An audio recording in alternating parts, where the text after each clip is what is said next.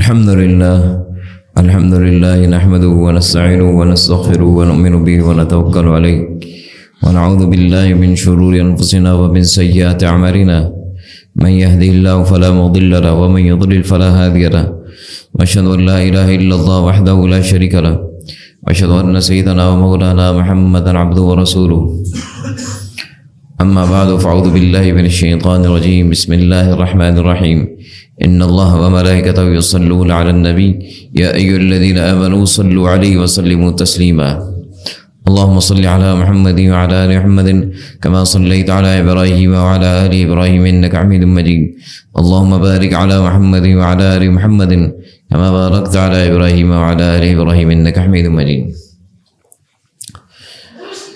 محترم حضرات، رسول کریم صلی اللہ علیہ وسلم کے بارے میں صحابہ نے بیان فرمایا.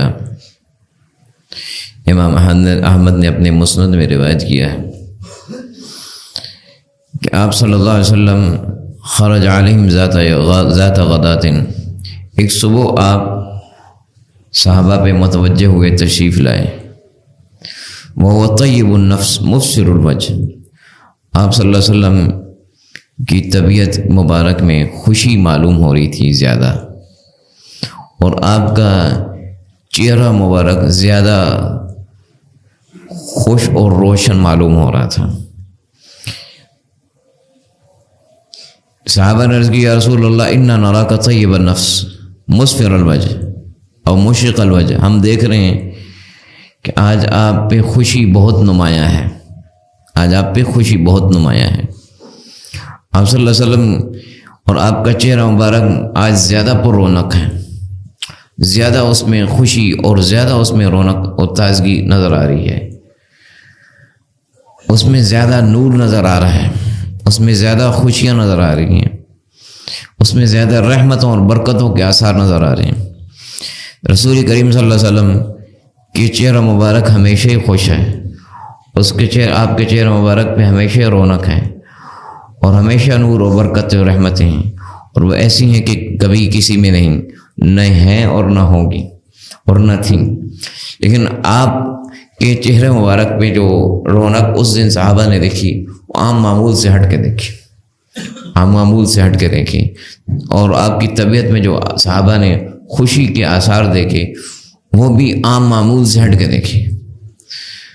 تو آپ سے پوچھا یا رسول اللہ آج ہم آپ کو اس حال میں دیکھ رہے ہیں، اس کی کیا وجہ ہے؟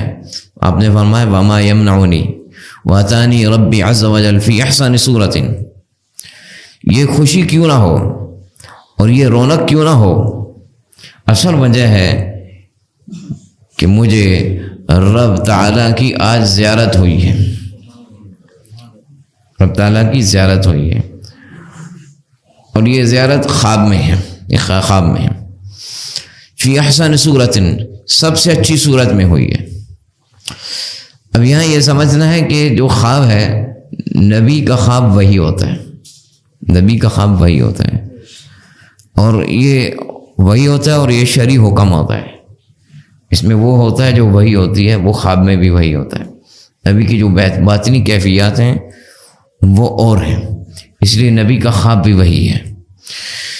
تو اللہ تعالیٰ کی میں نے زیارت کی بہترین صورت میں. اب جس طرح ہوئی ہے اللہ کے رسول کو معلوم ہے، کس طرح ہوئی ہے اللہ کو معلوم ہے، اس کے رسول صلی اللہ علیہ وسلم کو معلوم ہے. اللہ تعالیٰ نے مجھ سے فرمایا یا محمد، اللہ تعالیٰ نے مجھ سے خطاب کیا، یہ بھی محبت اور قرب کی نشانی ہے. میں نے عرض کی لبیک ربی و سعدیک، اے پروردگار میں حاضر ہوں، اور آپ کی خدمت میں حاضر ہونا، آپ کی بارگاہ میں حاضر ہونا یہ سعادت مندی ہے. میں نے عرض کی. اللہ تعالیٰ مجھ سے پوچھا فیما یختصم الملأ الاعلیٰ، اے محمد صلی اللہ علیہ وسلم بتائیں جو اونچے درجے کے فرشتے ہیں وہ کس بات میں بحث و مباحثہ کر رہے ہیں، ان کی کیا ڈیبیٹ چل رہی ہے، اونچے درجے کے فرشتے کس بات پہ بحث و تکرار کر رہے ہیں. تو میں نے عرض کی لا ادری ای رب، اے رب مجھے معلوم نہیں کس بات پہ وہ فرشتے بحث و مباحثہ کر رہے ہیں، کس بات پہ ان کا تکرار چل رہا ہے، مجھے معلوم نہیں. تو یہ مرتین و ثلاثن، 2-3 دفعہ ایسے مجھ سے سوال ہوا، اور میں نے عرض کی یا رب مجھے معلوم نہیں فرشتے کس بات میں بحثوں باسا کر رہے ہیں، فرشتوں کا کس بات پہ ڈیبیٹ چل رہا ہے، مجھے معلوم نہیں، وہ فرشتے جو اونچے درجے کے ہیں۔ تو پھر جب مجھے اس کا جواب معلوم نہیں ہوا، فوضع کفی بین کتفی، اللہ تعالیٰ نے اپنی دونوں ہتھیلیاں میرے سینوں کے درمیان رکھ دیں، میرے سینے کے درمیان یہاں پہ رکھ دیں۔ فوجدت بردھا بین ثدیی، میں نے اس کی ٹھنڈک اپنے سینے میں محسوس کی۔ اب یہاں یہ سمجھنا ہے کہ قرآن پاک میں جو موجود ہے اور احادیث میں موجود ہے، اللہ تعالیٰ کا ہاتھ، اللہ تعالیٰ کا پاؤں، اس کی کیفیت ہمیں نہیں معلوم ہے، اس کو بس جس طرح بیان کیا گیا اسی طرح ماننا ہے، اور کیفیت اللہ کو معلوم ہے، تو اس لیے اس کی کیفیت ہمیں معلوم نہیں، اس کا کیا معنی ہے اور کیا تصور ہے، بس اسی طرح اس کو بیان کیا گیا ہے۔ تو فرمایا کہ جب اللہ تعالیٰ نے اپنے ہاتھ مبارک میرے سینے کے پہ رکھے، اپنی ہتھیلی مبارک رکھی، حتی تجلی لی ما فی السماوات والارض، اس کی ٹھنڈک مجھے اپنے سینے میں محسوس ہوئی، اور آسمان و زمین کے اندر جتنی چیزیں وہ مجھے منکشف ہو گئیں، کیونکہ مجھ سے سوال کیا گیا تھا کہ محمد صلی اللہ علیہ وسلم بتاؤ، آپ بتائیں اونچے درجے کے فرشتے کس بات پہ بحث و تکرار کر رہے ہیں؟ تو 2-3 دفعہ سوال ہوا، میرے پاس جواب نہیں تھا۔ پھر اللہ تعالیٰ کی جب یہ تجلی ہوئی مجھ پہ، تو آسمان و زمین کی چیزیں مجھ پہ منکشف ہو گئیں، اس تجلی میں جب منکشف ہوئیں تو آپ صلی اللہ علیہ وسلم نے یہ قرآن کی آیت پڑھی، پھر وَكَذَلِكَ نُرِي إِبْرَاهِيمَ مَلَكُوتَ السَّمَاوَاتِ وَالْأَرْضِ وَلِيَكُونَ مِنَ الْمُوقِنِينَ، ہم نے ابراہیم علیہ السلام کو آسمان و زمین کی بادشاہتیں دکھائیں۔ اللہ تعالیٰ فرما رہے ہیں ہم نے ابراہیم علیہ السلام کو آسمان و زمین کی بادشاہتیں دکھائیں، اللہ تعالیٰ نے ابراہیم علیہ السلام کو آسمان و زمین کی بادشاہتیں دکھائیں، آسمان و زمین کے اندر جو راز ہیں اور جو اس کی قدرت کی نشانیاں ہیں، اللہ تعالیٰ نے ابراہیم علیہ السلام کو دکھائیں۔ آج تو سائنسدان ہیں، راکٹ سے وہ جاتے ہیں، کوشش بہت کرتے ہیں، لیکن انسانی کوششیں، لیکن اللہ تعالیٰ نے ابراہیم علیہ السلام کو آسمان اور زمینوں کی بادشاہتیں دکھا دیں۔ ہم چھوٹی چھوٹی چیزیں، ایک چیز دریافت، ایک دریا، وہ بھی راکٹ سے، وہ بھی بہت نیچے، ابھی بہت نیچے، کائنات تو بہت اوپر ہے، بہت نیچے ہی ہے۔ آسمان و زمین کی بادشاہتیں جب اللہ دکھاتا ہے تو پھر اللہ تعالیٰ بہت ساری چیزیں دکھاتے ہیں، اس کا دکھانا ہو، یہ انسان کا اپنا دیکھنا ہے، اللہ کا دکھانا ہو رہا ہے۔ ابراہیم علیہ السلام کو بھی اللہ تعالیٰ نے آسمان و زمین کی بادشاہتیں دکھائیں، یقین، تاکہ یقین بڑھے، اللہ کی قدرتیں دیکھیں۔ آپ نے یہ آیت پڑھی اس موقع پہ، اس میں یہ بتانا تھا کہ اللہ تعالیٰ نے مجھے بھی ایسے آسمان و زمین کی بادشاہتیں دکھائیں، آسمان و زمین کی چیزیں منکشف ہوئیں، اس کی قدرت کی نشانیاں مجھے دیکھنے میں آئیں۔ جب آسمان و زمین کی چیزیں منکشف ہوئیں اس تجلی میں، تو پھر جب منکشف ہو گئیں، پھر اللہ تعالیٰ نے مجھ سے پوچھا یا محمد فیما یختصم الملأ الاعلی، اے محمد صلی اللہ علیہ وسلم بتائیں، اب بتائیں اونچے درجے کے فرشتے کس بات میں بحث و تکرار کر رہے ہیں؟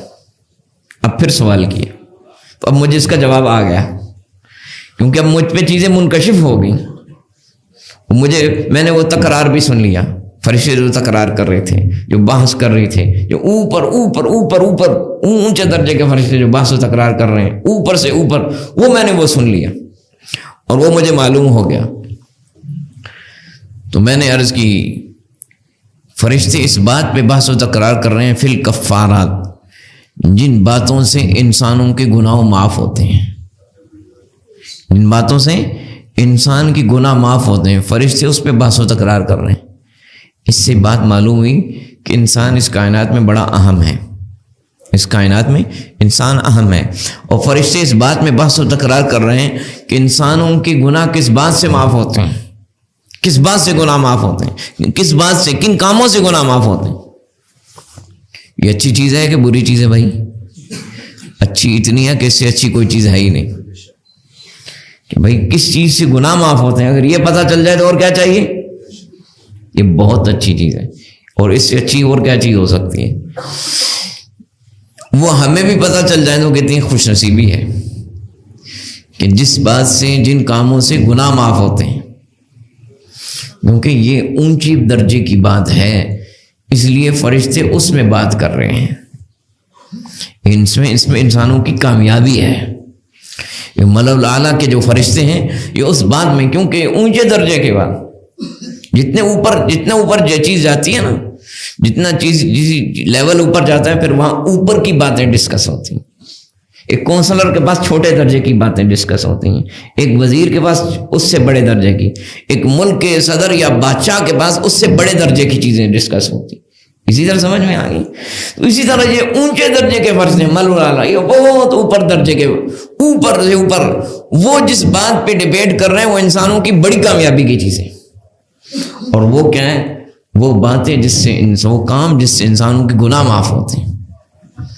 یہ تو اس میں انسانوں کی کامیابی ہے، کیونکہ گناہ تو انسان کو تکلیفیں لاتے ہیں، اور گناہ تو دنیا اور آخرت میں پکڑ کا سبب بنتے ہیں۔ وہ چیزیں ہمیں پتہ چل جائیں جس سے گناہ معاف ہوتے ہیں تو اور کیا چاہیے ہمیں؟ پہلی چیز المشی علی الاقدام الى الجمعات او جماعات، جمعے کے لیے اور جماعت کی نماز کے لیے پیدل چل کے جانا، یہ وہ پہلا عمل ہے جس سے گناہ معاف ہوتے ہیں۔ جمعے اور جماعت کی نماز کے لیے پیدل چل کے جانا، اس سے گناہ معاف ہوتے ہیں، یہ بہت اونچا کام ہے۔ دوسری چیز والجلوس فی المساجد خلاف الصلاۃ، والجلوس فی المساجد خلاف الصلوات، نمازوں کے بعد مسجد میں بیٹھ کے، نمازوں کے بعد مسجدوں میں بیٹھنا، نمازوں کے بعد مسجدوں میں بیٹھنا، اس سے بھی گناہ معاف ہوتے ہیں۔ توجہ ہے؟ جاگ رہے ہیں؟ نمازوں کے بعد مسجدوں میں بیٹھنا، اس سے بھی گناہ معاف ہوتے ہیں، اور اس پہ خوش ہونا چاہیے، خوش ہونا چاہیے۔ یہ تنگی کی بات نہیں، خوشی کی بات ہے۔ اس میں انسان کو تنگی اس لیے ہوتی ہے کہ نماز پڑھ لی تو اب میں جاؤں، جلدی نماز پڑھ لی اب جاؤں، اب اس وقت تھوڑا سا روکنا اپنے آپ کو، تھوڑی دیر اللہ کا ذکر کرنا، دین کی تعلیم لینا، دین سیکھنا، اللہ کی یاد میں بیٹھنا، یہ اس وقت انسان کے نفس پہ ایک شاق اور گراں ہوتا ہے، ہمیں اس سے گناہ معاف ہوتے ہیں انسانوں کے۔ مسجدوں میں بیٹھنا، جماعت کے بعد بیٹھنا، اللہ کی یاد کرنا، دین کی تعلیم میں مصروف ہونا، اللہ کے لیے بیٹھنے رہنا۔ اور یہاں یہ بھی بات سمجھنی چاہیے، یہ دو چیزیں ہیں، یہ سن لی ہیں تو ہماری جو مسلمان بہنیں ہیں ان کے لیے بھی اس میں ایک تعلیم ہے کہ وہ کہیں گے کہ ہمارے لیے کیا ہے، ہم تو نہ جماعت میں مسجد میں جائیں گی اور نہ مسجد میں جماعت کے بعد بیٹھیں گی، تو ہمیں کیا ہے، ہمیں ہمارے گناہ کیسے معاف ہوں گے؟ وہ بھی اللہ کے احکامات کے مکلف ہیں، ان کے لیے بھی یہ حکم ہے، ان کے لیے بھی کامیابی دنیا آخرت کی چاہیے، تو اس کے لیے ہے جیسے کہ امام احمد طبرانی نے روایت کیا، ابن خزیمہ نے روایت کیا، حضرت ام سلمہ رضی اللہ عنہ فرماتی ہیں رسول اللہ صلی اللہ علیہ وسلم خیر مساجد النساء قار بیوتہن، عورتوں کی بہترین مسجدیں ان کے گھر کے بیچ کا حصہ ہیں، عورتوں کی بہترین مسجدیں ان کے گھر کے بیچ کا حصہ ہیں۔ اس کا کیا مطلب ہے کہ جو مسجد کی فضیلت ہے ان کے گھر کے بیچ کے حصے میں نماز پڑھنے سے ان کو مل جائے گی۔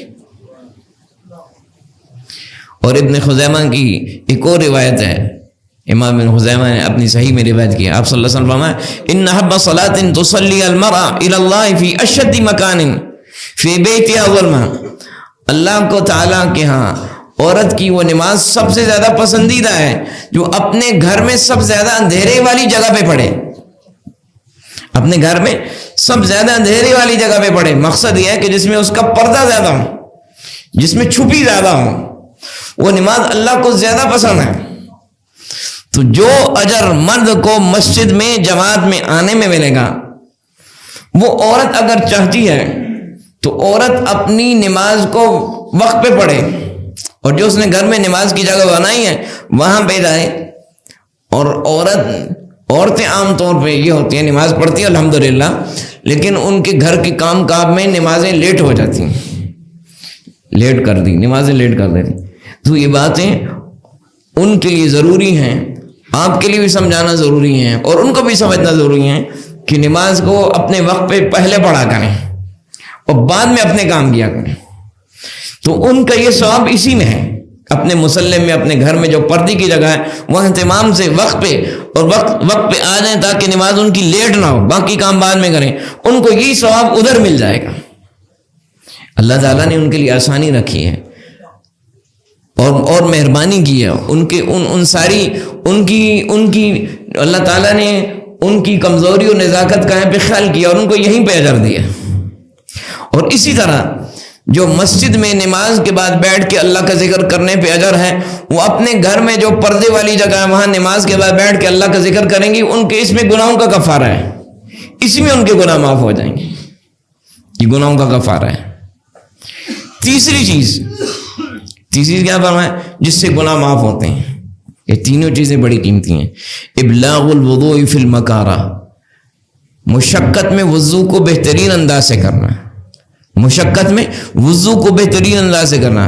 مشقت کیا ہے؟ سردی لگ رہی ہے، پانی ٹھنڈا ہے، یہ سستی ہے، نیند آئی ہوئی ہے، یہ مشقت. وضو کرنا مشقت ہوتی ہے. جب مشقت ہو وضو کو بہترین انداز سے کرنا.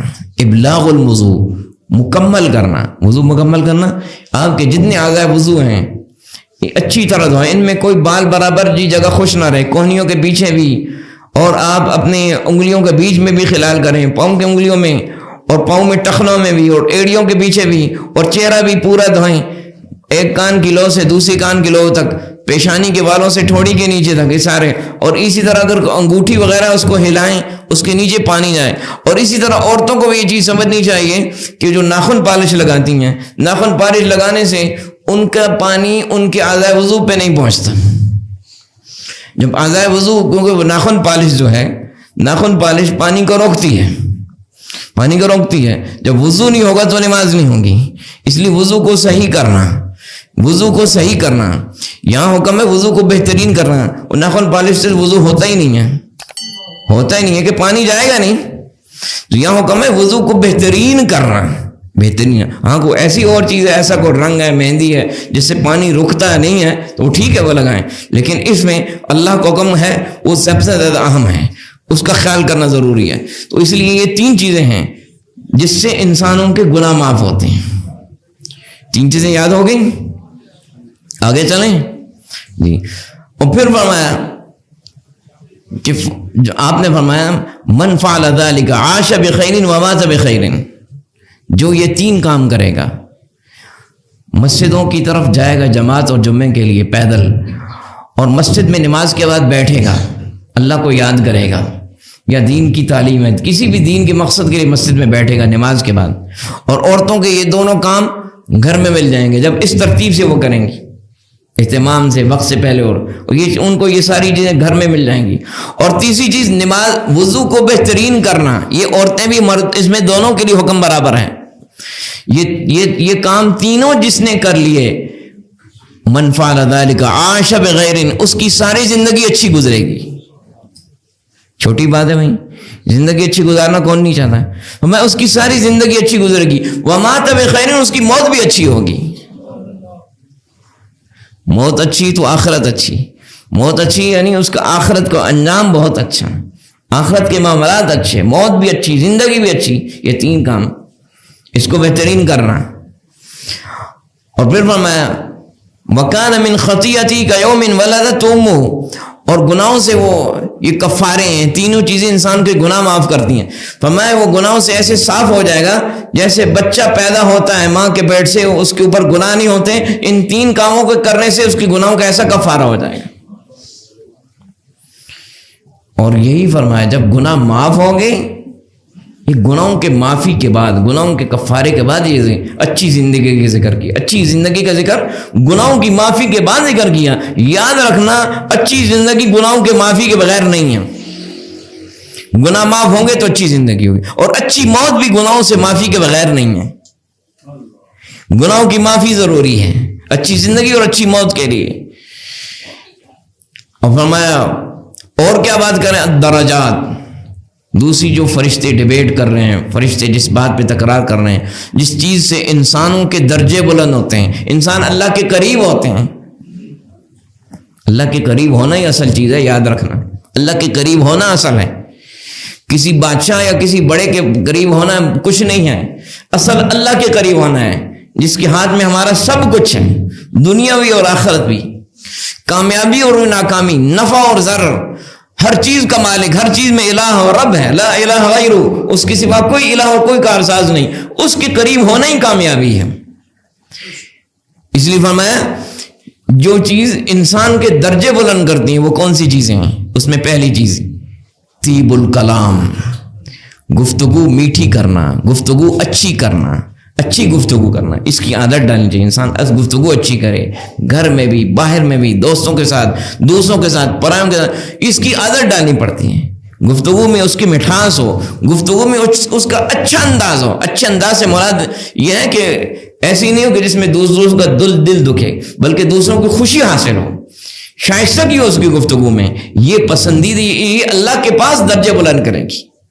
وہ غریب سے بھی کرے، کسی اجنبی سے کرے، کسی اوپرے سے بھی کرے، اس کی گفتگو میں شائستگی ہو، مقصد کے لیے نہ ہو، دنیا کے مفاد کے لیے نہ ہو. گفتگو اس کی اچھی ہو، اس میں اس کے درجات بلند ہوں گے، اس میں اللہ کی رضا ہو.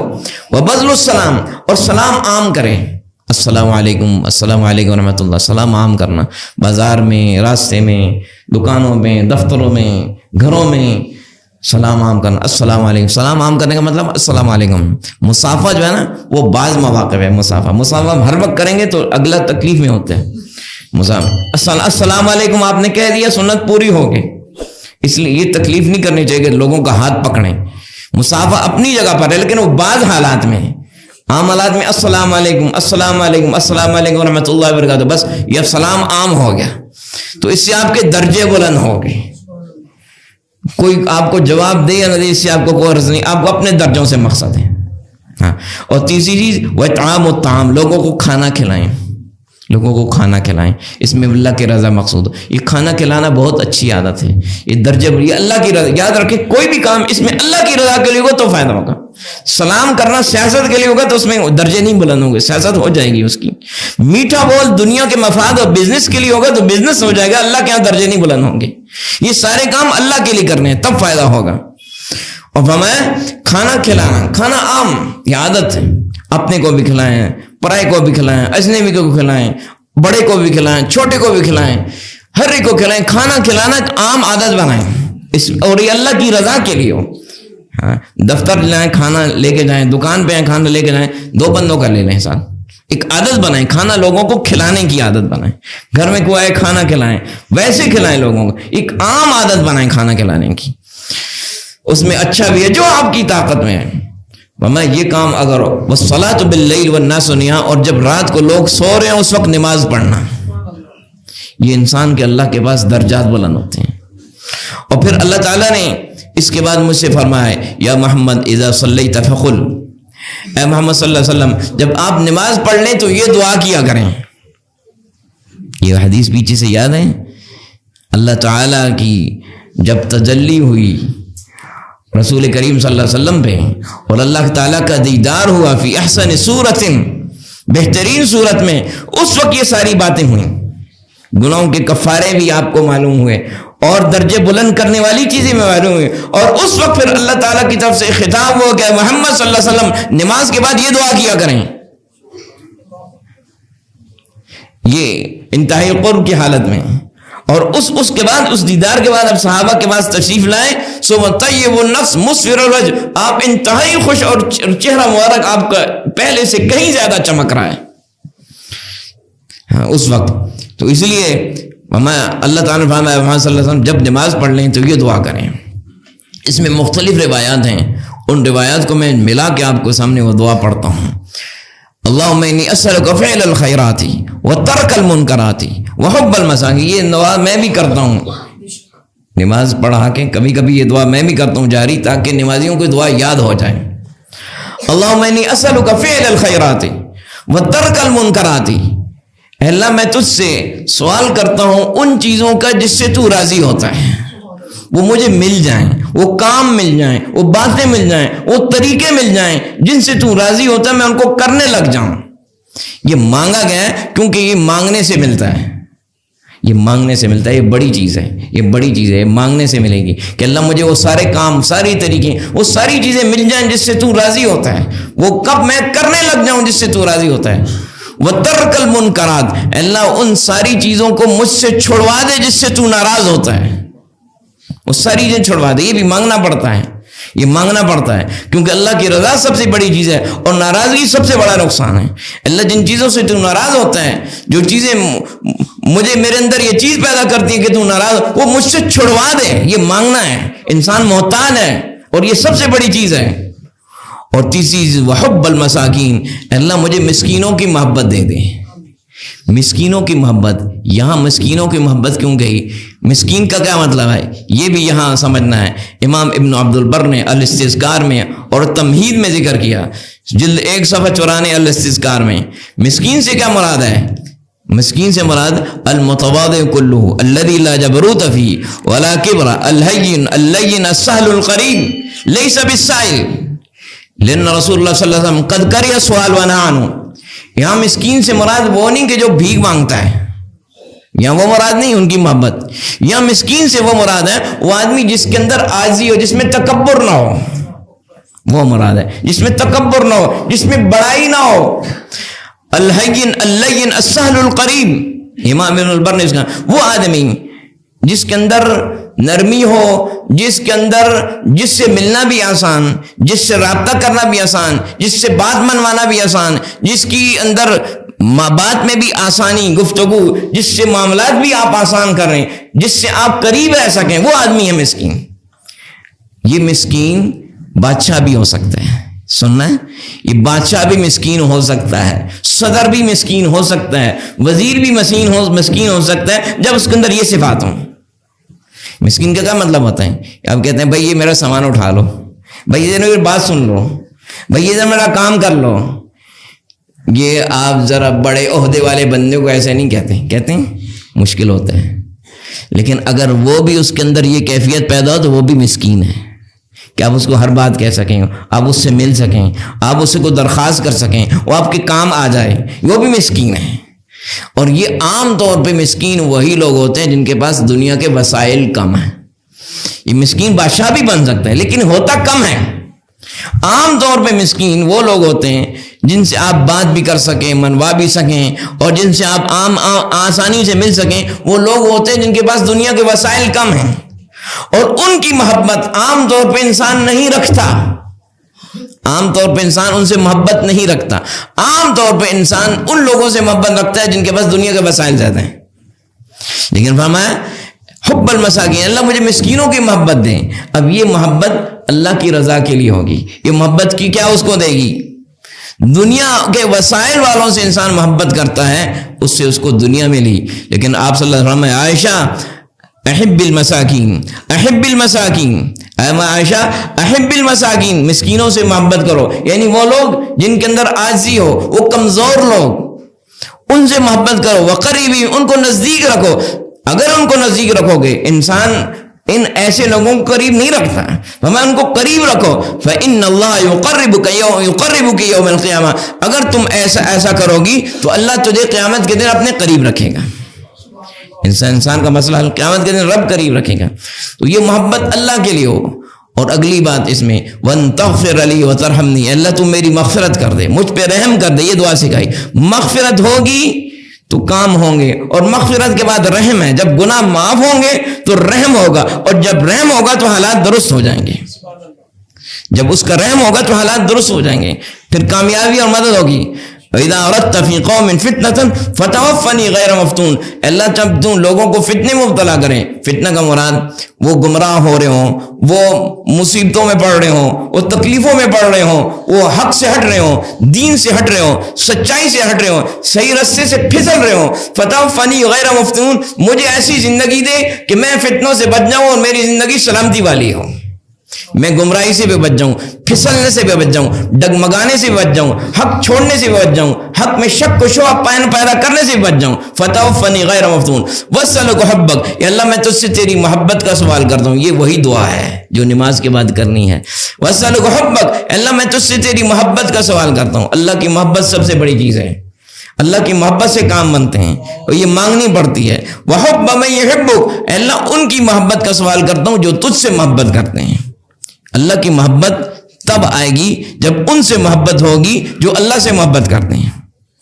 آپ کو علاج چاہیے تو ڈاکٹر کے پاس جانا پڑتا ہے نا اسپتال. اسی طرح آپ کو اللہ کی محبت چاہیے تو ان لوگوں سے آپ کو سنگت کرنی پڑے گی جن کے دلوں میں اللہ کی محبت ہے. ان کی سنگت سے، ان کے ساتھ اٹھنے بیٹھنے سے، ان کی محبت سے آپ کے اندر وہ رنگ آئے گا اللہ کی محبت کا. وحب من یحبک، اللہ ان لوگوں کی بھی محبت دے جو تجھ سے محبت کرتے ہیں. وہ لوگ خواہ گزر گئے ہیں خواہ وہ اس زمانے کے کہیں بھی ہوں. وحب عمل یقرب الی حبک، اللہ اس عمل کی بھی میرے اندر محبت ڈال دے جس عمل سے تیری محبت آتی ہے، جس عمل کرنے سے تیری محبت نصیب ہوتی ہے. یہ دعا ہے. تو یہ بہت بڑی چیزیں ہیں، ان پہ عمل کریں اور اپنائیں. اللہ تعالیٰ مجھے آپ کو عمل کی توفیق دے.